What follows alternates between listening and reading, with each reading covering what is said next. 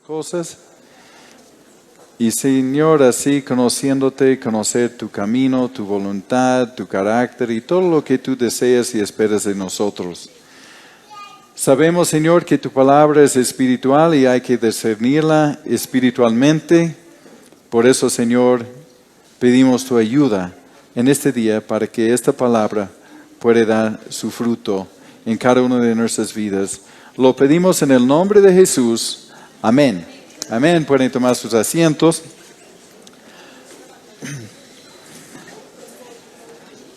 Durante las últimas semanas hemos hablado junto con el hermano Víctor sobre la Pascua, el Cordero de Dios que quita el pecado del mundo, y también sobre la resurrección, la importancia de la resurrección y las vidas transformadas debido a la resurrección, el poder de la resurrección y todo ello. Y también en esto espero que hemos podido ver la exclusividad del cristianismo. No es que el cristianismo es una buena opción entre las muchas, pero más bien espero que vemos la exclusividad. Cuando Jesús dijo, yo soy el camino, la verdad y la vida, y nadie llega al Padre sino por mí, entonces no estaba siendo muy abierto a las otras posibilidades. Así que espero que hemos podido ver esto.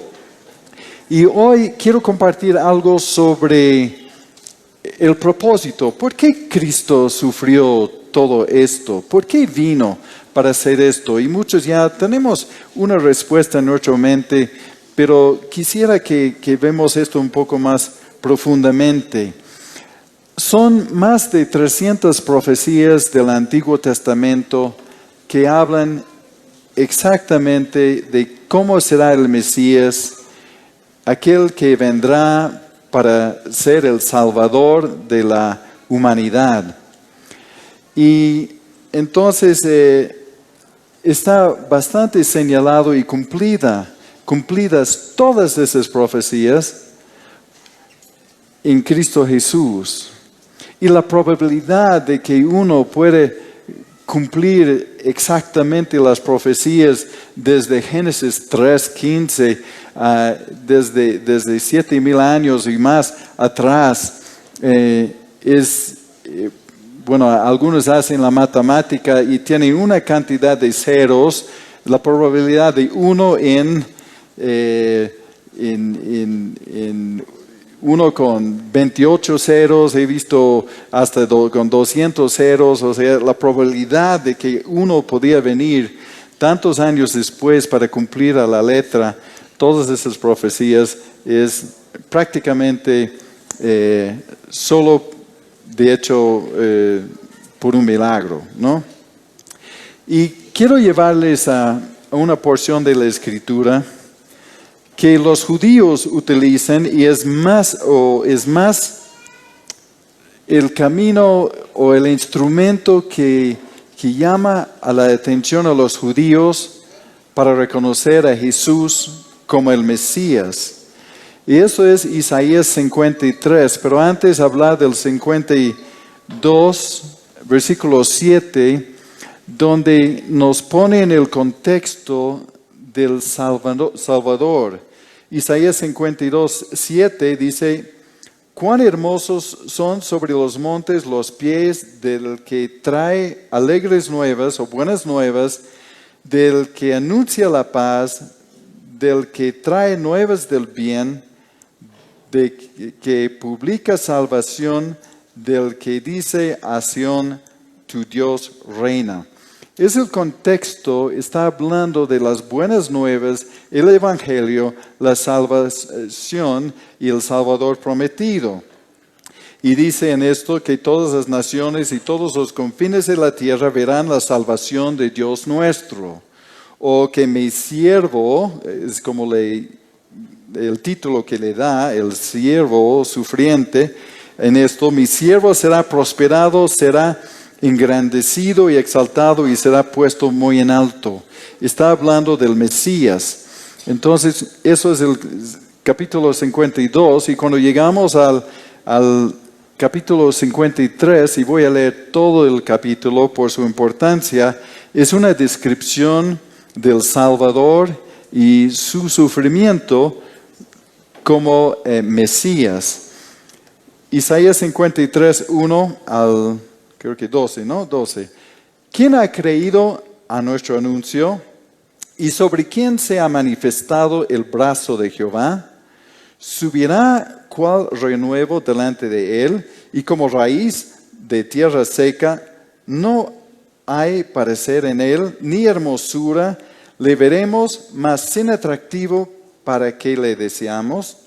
Despreciado y desechado entre los hombres, varón de dolores, experimentado en quebranto, y como que escondimos de él el rostro, fue menospreciado y no lo estimamos. Ciertamente llevó él nuestras enfermedades y sufrió nuestros dolores, y nosotros le tuvimos por azotado, por herido de Dios y abatido.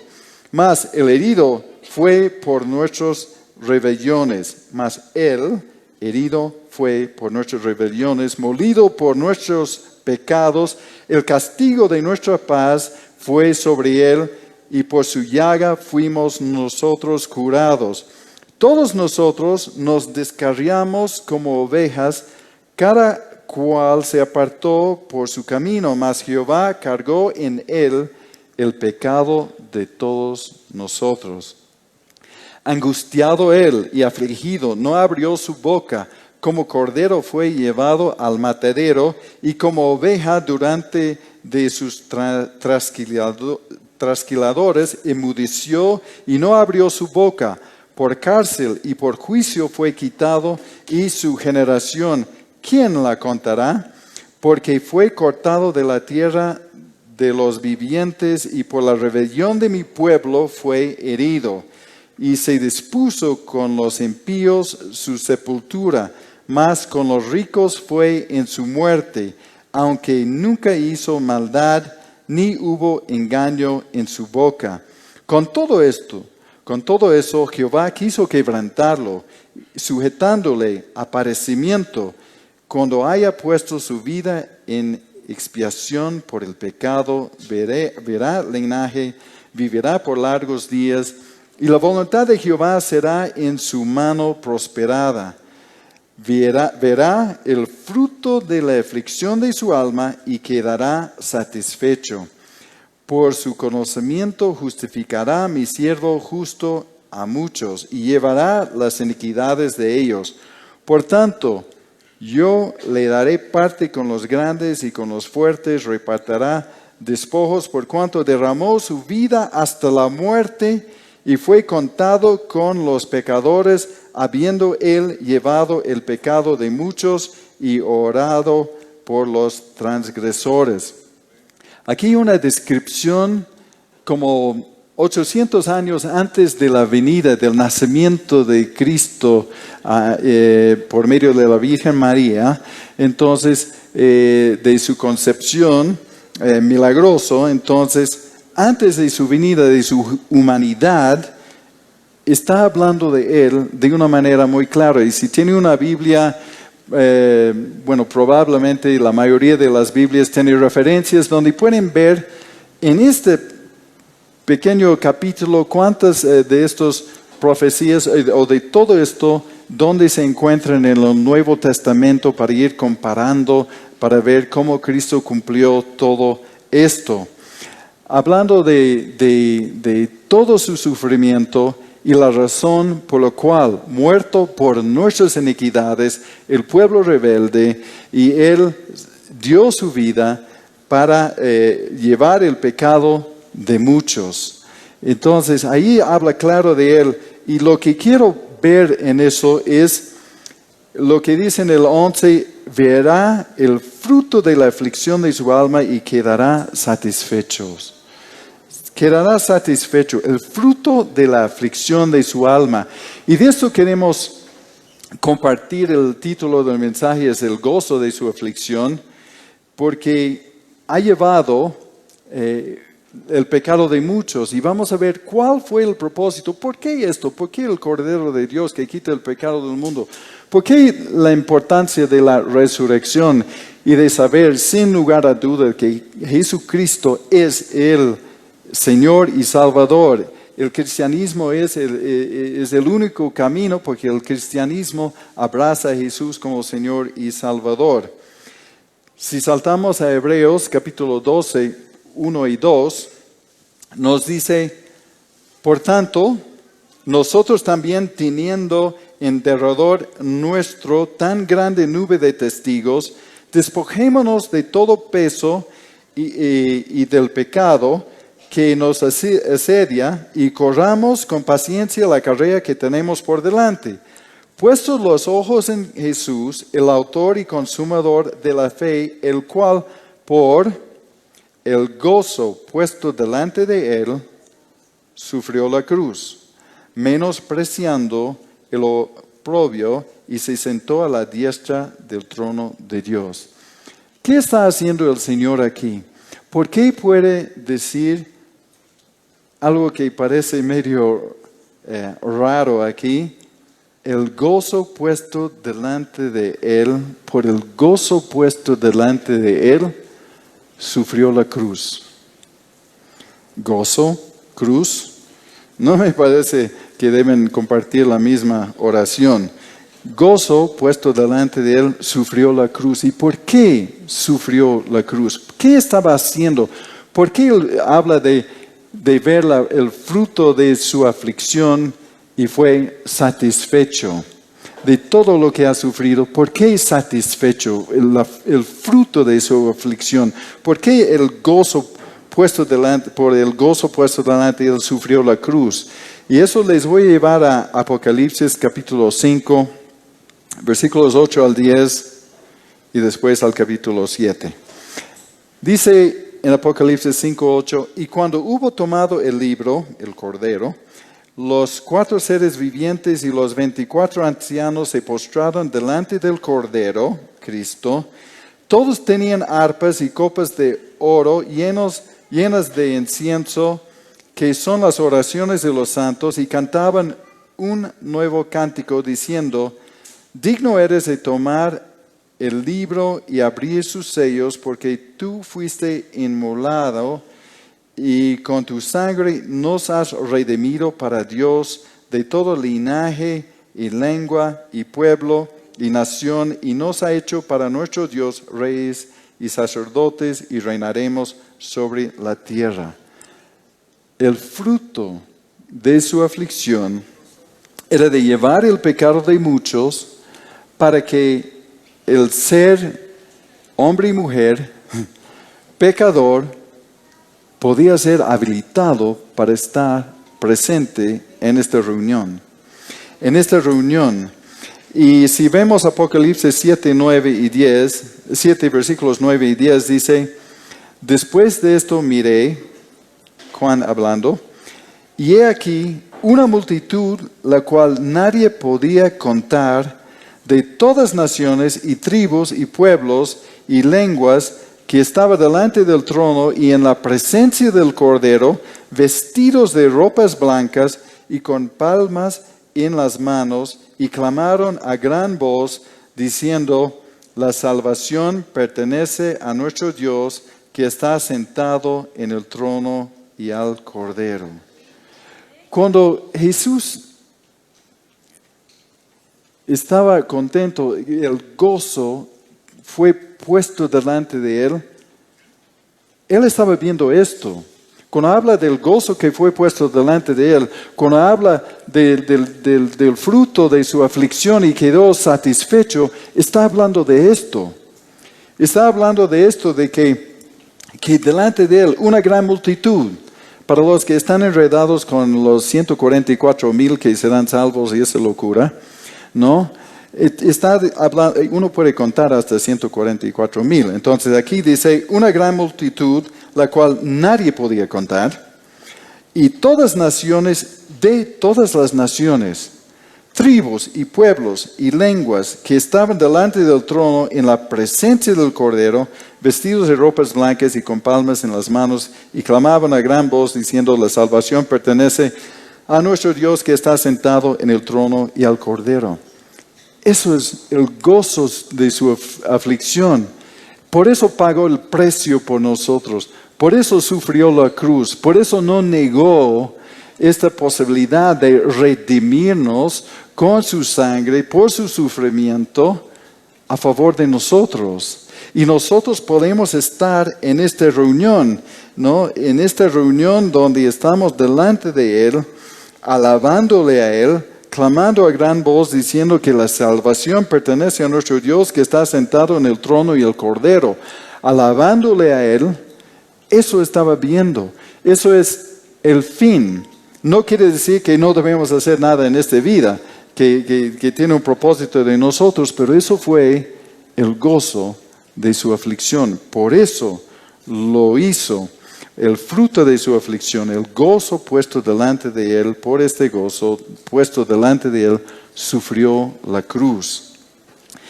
Eso nos hace entender el corazón de Dios, el plan de Dios, desde Génesis 1 hasta Apocalipsis, el último. Entonces, eso nos hace ver el corazón de Dios, el propósito y la misión.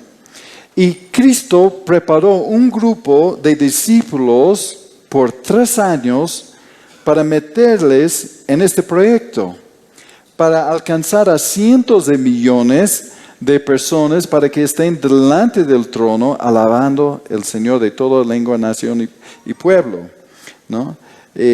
Y por eso en Hechos capítulo 1 dice que hablaba con ellos resucitado, habló con sus discípulos por 40 días apareciéndose a ellos, hablándoles acerca del reino de Dios, el propósito de Dios, y seguía discipulando este grupo pequeño y obviamente se han incluido muchos más en el tema del discipulado de Cristo, pero ha invertido su vida en 12. Uno que no salió bien, pero bueno, lo reemplazaron para que se haga su voluntad en la tierra como en el cielo, ¿no? Y está hablándoles y les dijo que busquen el reino de Dios y su justicia, y las demás cosas serán añadidos, pero buscar su reino, sus propósitos, sus principios y meternos en lo que Él está haciendo, ¿no? Está buscando un pueblo que es gobernado por Él, que está sometido a sus principios y también comprometido con su tarea, con la tarea que Él está dejando. Entonces, Dios es amor, Él quiere relacionarse con el ser humano. Y Él hace todo posible para que el ser humano pueda ser salvo. Obviamente, no todo ser humano acepta esta oferta, ¿no? Entonces, Dios quiere incluir en su reino todo aquel que acepta su camino, su manera. Entonces, Él quiere que participemos también en extender este reino para incluir a otros, ¿no? Por eso, después de resucitar, justo antes de ascender, después de resucitar, después de ascender al cielo, Él dejó esta comisión en Hechos 1:8, que dice: pero recibirán poder cuando el Espíritu Santo haya venido sobre ustedes, y me serán testigos en Jerusalén, en toda Judea, en Samaria y hasta lo último de la tierra. Les dio el poder para la misión, para ser testigos. Nos dio el poder del Espíritu Santo precisamente para participar en esta tarea. La valentía que normalmente no tendríamos para compartir el Evangelio, ¿no? Y cambiaría nuestro sistema de valores, cambiaría muchas cosas en nosotros por el poder del Espíritu Santo para ser útiles. En este caso, sí, fueron testigos, y aclaro que la palabra original para testigos es mártires. Mártires. Eso lo significa en Hechos 1:8 la palabra testigos. Me serán mártires. está hablando de un costo y de muchos de ellos sí verdaderamente fueron mártires. Y vemos que habla de Jerusalén, que era el lugar donde estuvieron físicamente. Habla de Judea, que es la provincia. Habla de la expansión. Samaria, que está un poquito más al norte, al noroeste.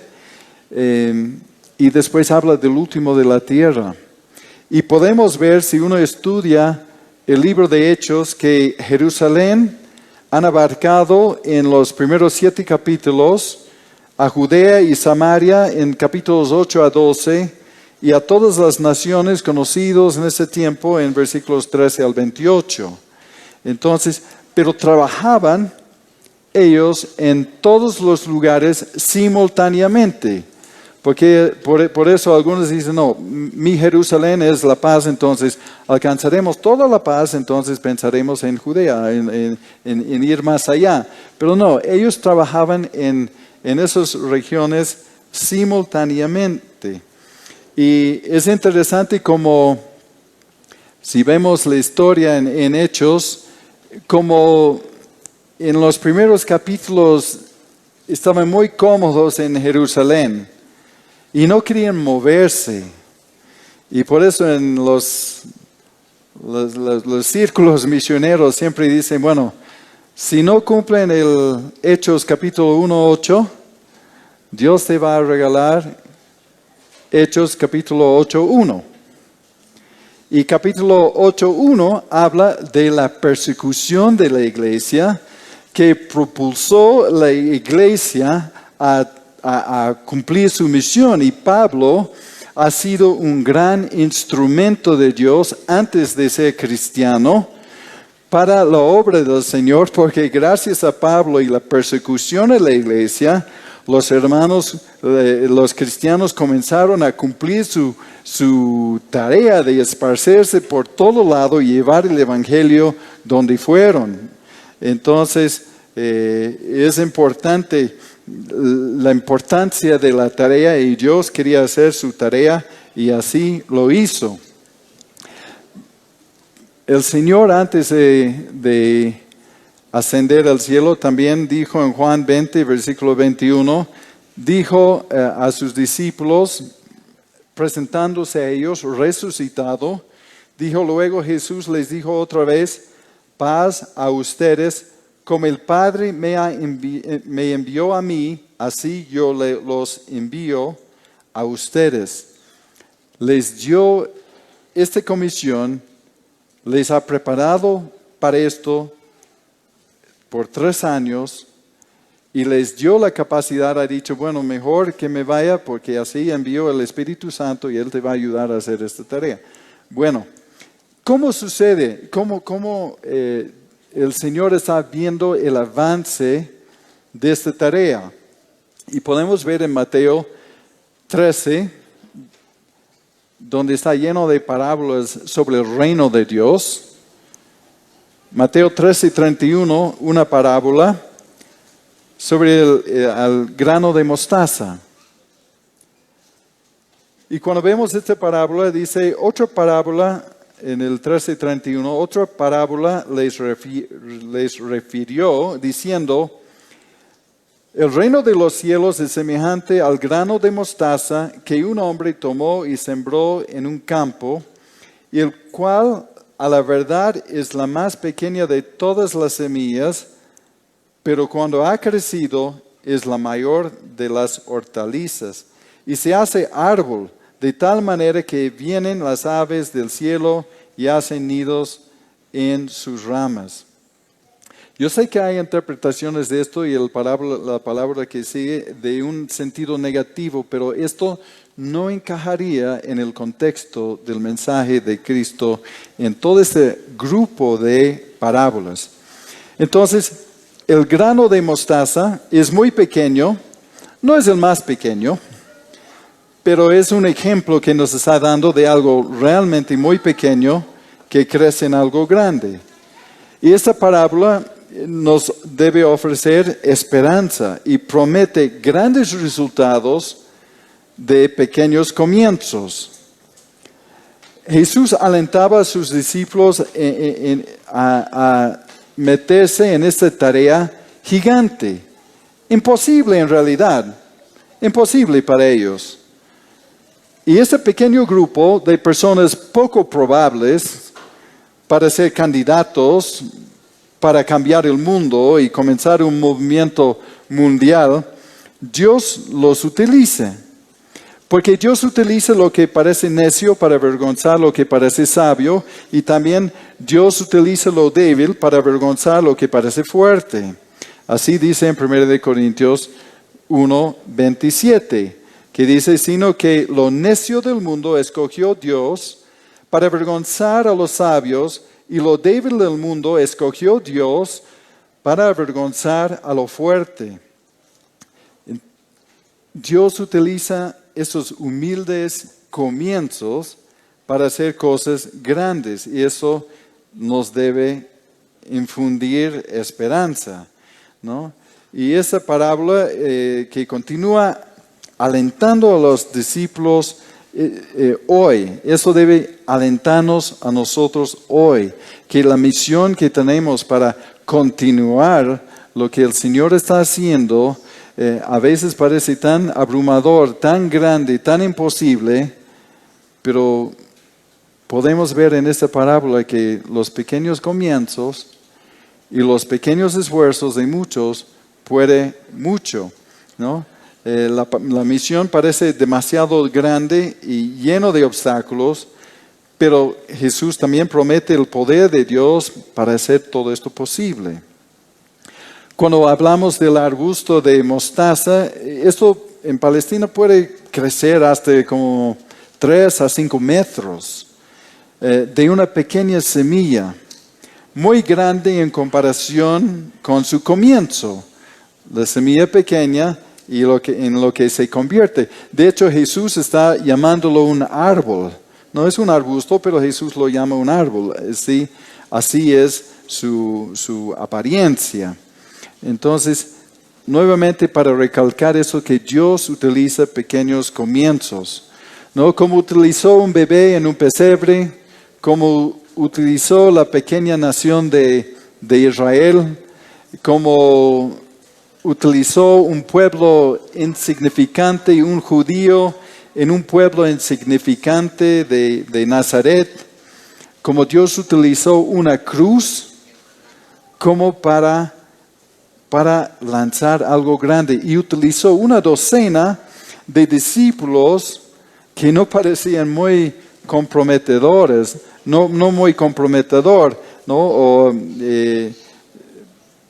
Por sus calificaciones. Uno ve, no sé si han visto alguna vez un cuadro de las calificaciones de los discípulos, y el único de los 12 que tenía buenas calificaciones para ser parte de ese grupo era Judas, ¿no? Porque manejaba bien el dinero, ¿no? Pero los demás eran descartados como posibles candidatos para una misión así semejante. Así que Dios utiliza esta docena de personas, y mira cómo llegó a nosotros. Si bajamos hasta el versículo 33, continuamos, de Mateo 13, dice, otra parábola les dijo, el reino de los cielos es semejante a la levadura que tomó una mujer y escondió en 3 medidas de harina hasta que todo fue leudado. Como semilla de mostaza, es prácticamente el mismo mensaje. Como la semilla de mostaza, la levadura es pequeña con su relación a la harina, a la masa, ¿no? Una pequeña cantidad puede afectar una gran cantidad de harina, ¿no? Y en esta parábola Jesús se refiere a la levadura de manera positiva, porque otros tratan de interpretar esto con una connotación negativa, porque la levadura en otros lugares de la palabra, para los judíos, la levadura es referido a algo malo, ¿no? O la impureza, porque por eso Eso Jesús mismo dijo, guárdense de la levadura de los fariseos y los saduceos, hablando de su enseñanza. O Jesús dijo, límpiense de la vieja levadura para que sean una nueva masa. Bueno, eso dijo Pablo. Entonces, está utilizado la levadura en el sentido negativo en otras partes, y para los judíos tenía ese sentido de algo malo o de impureza, pero bueno, también ellos eliminaban la levadura en sus hogares para la preparación de la Pascua, pero no es el contexto. Eso torcería toda esta agrupación de parábolas si lo quieren interpretar de esta forma. Entonces no es el contexto y eso lo va a contradecir el mensaje de todo ese grupo de parábolas. Entonces Jesús está hablando del efecto de la levadura de una manera positiva, ¿no? Y en esas dos parábolas nos muestra el avance de los propósitos de Dios desde pequeños comienzos, ¿no? Y aunque nosotros parecemos poco importantes, fíjense, la obra de muchos puede hacer mucho, ¿no? Y no es decir que la iglesia y el reino de Dios, el reino son sinónimos, no son. Pero la iglesia, los creyentes, son el instrumento para extender el reino, el gobierno de Dios y los propósitos de Dios. Así que la iglesia, los creyentes avanzando a través de los siglos, está representado en esos dos parábolas, ¿no? Porque salió un grupo pequeño comparado con que se compara a la semilla de mostaza o la levadura que leuda mucha masa, siendo tan pequeña cantidad, y se extiende con ese pequeño grupo de discípulos, se extiende hasta casi cada nación de todo el planeta. Ya ha leudado toda nación de todo el planeta. Claro que hay grupos étnicos en muchos de esos que no son alcanzados. Hay un gran número de personas no alcanzadas. Pero sí, esa parábola y esta realidad nos debe dar esperanza de que Dios está obrando, aunque no podemos ver todo lo que está haciendo ni cómo. Esos pequeños esfuerzos de muchos está haciendo avanzar su obra, y es mejor, y avanza el reino de Dios mejor a través del pequeño esfuerzo de muchos y no el mucho esfuerzo del superestrella, apóstol, no sé qué, pero que hace todo y grandes, de una persona haciendo muchas cosas.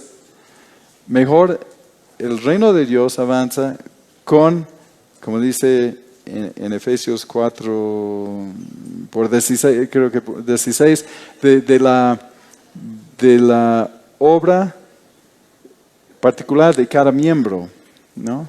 La obra particular de cada miembro del cuerpo. Así es como funciona el reino de Dios. Y así, por eso, el gozo de la aflicción de Cristo es porque Él podía ver eso.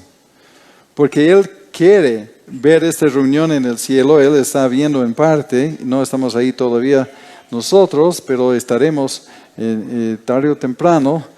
Y entonces Dios quiere incluirnos a nosotros y quiere incluir a todos los que puede en esta reunión, que implica una tarea aquí ahora, ¿no?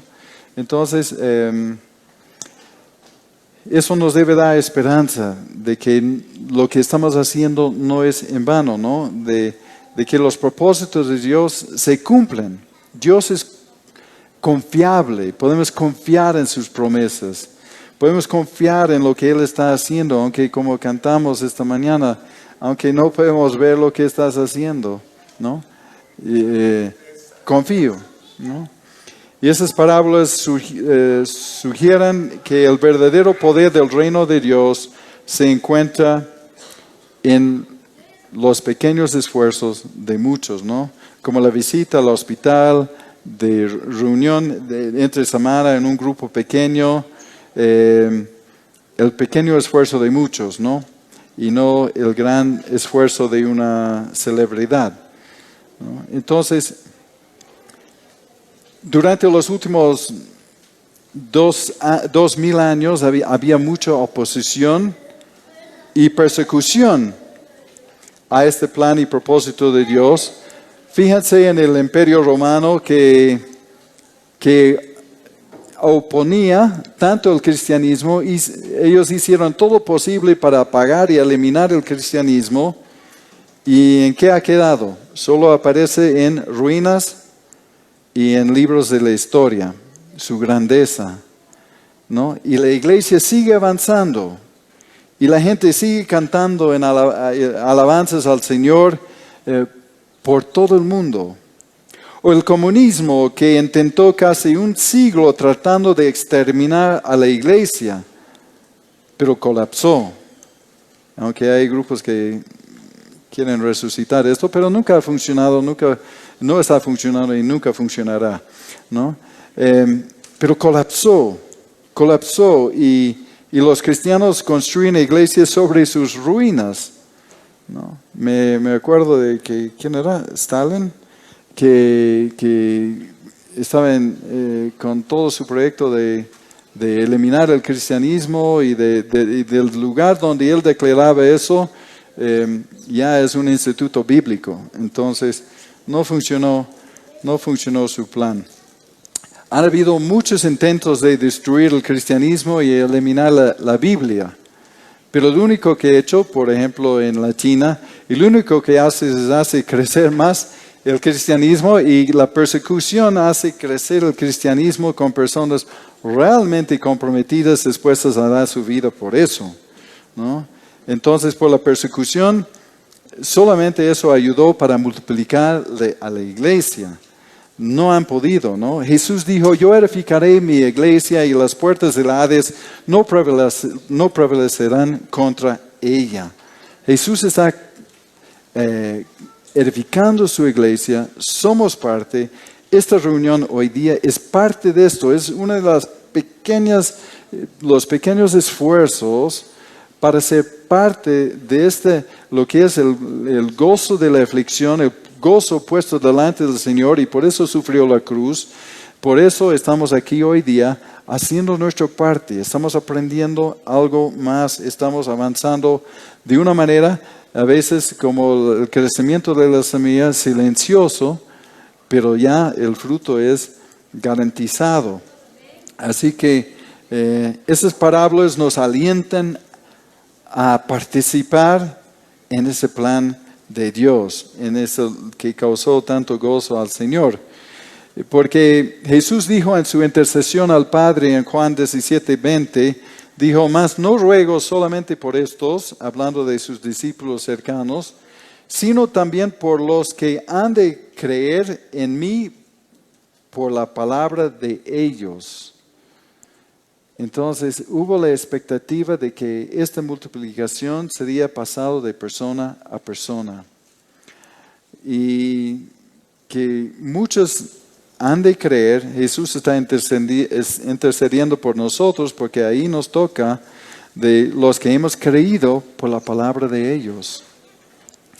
Jesús intercedió por el éxito de esta misión. Eso está en su corazón, de hacer discípulos de todas las naciones, bautizándoles en el nombre del Padre, del Hijo y del Espíritu Santo. Dijo en Marcos 16:15, vayan por todo el mundo y prediquen el Evangelio a toda criatura, a todos, ¿no? Y en Juan 15:8 dice, en esto es glorificado mi Padre, en que llevan mucho fruto y sean así mis discípulos, que lleven fruto. El Señor hizo su parte, dejó sus discípulos, pero quiere que sigamos nosotros llevando fruto, ¿no? Llevando fruto. Y en Romanos 10:14 dice, ¿y cómo pues invocarán a aquel en el cual no han creído? ¿Y cómo creerán en aquel de quien no han oído? ¿Y cómo oirán sin haber quien les predique? Y ahí estamos nosotros, la iglesia, no es el fin del plan de Dios, es el canal de bendición. Es el canal de bendición. Dios no quiere que ninguno perezca, ¿no?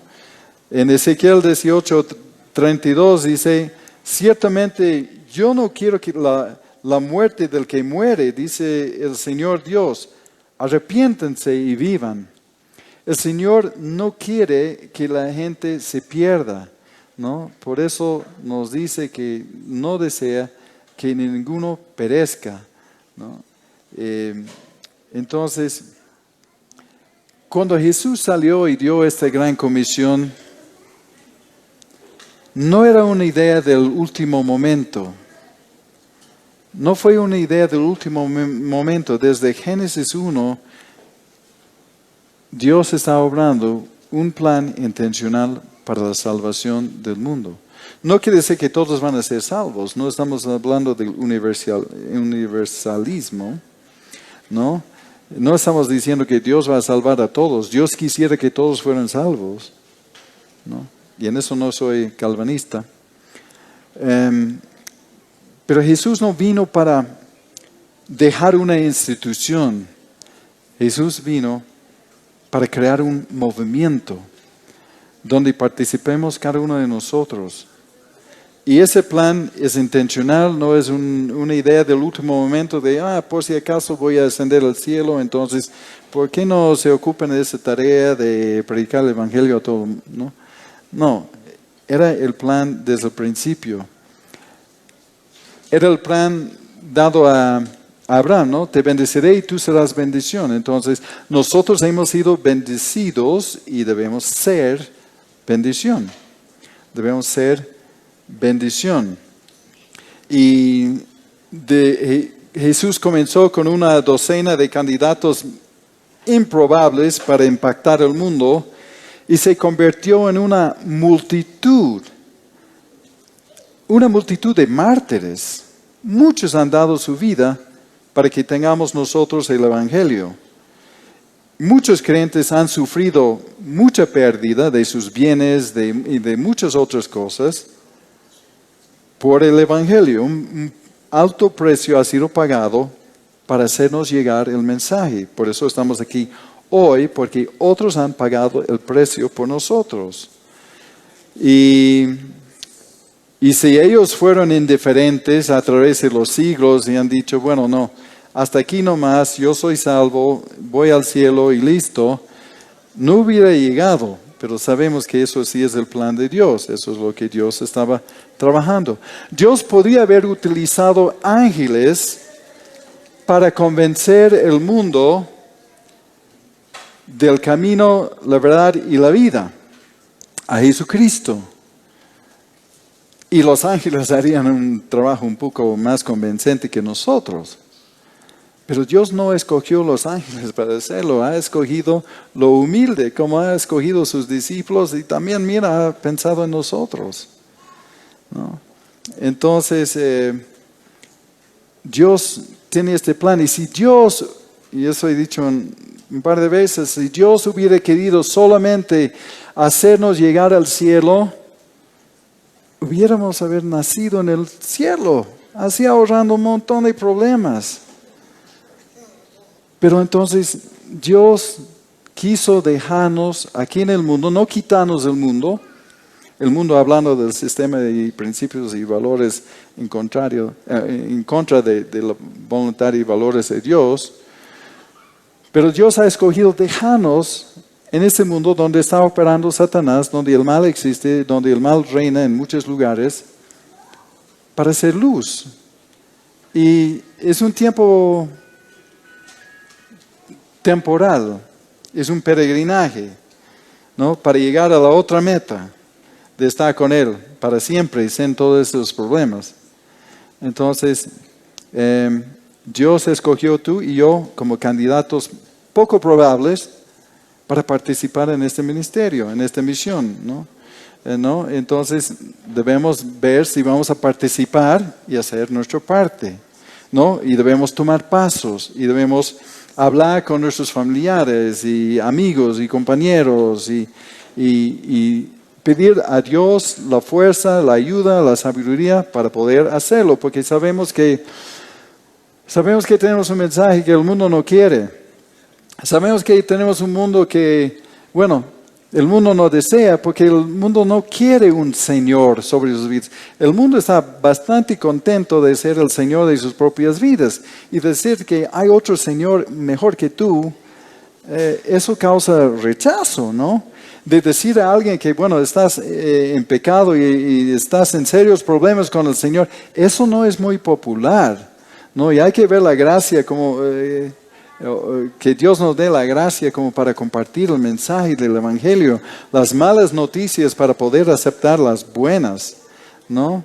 Debemos abrir nuestras casas para compartir con otros hermanos y también abrir nuestras casas para estudiar la palabra, pero también para invitar a las personas que no conocen al Señor a participar, porque probablemente hay miembros de la familia o amistades que asistirían a una reunión en casa, pero no vendrían aquí, por lo menos ahora, hasta que Dios obre en su corazón, hasta que abren su corazón para que Dios obre.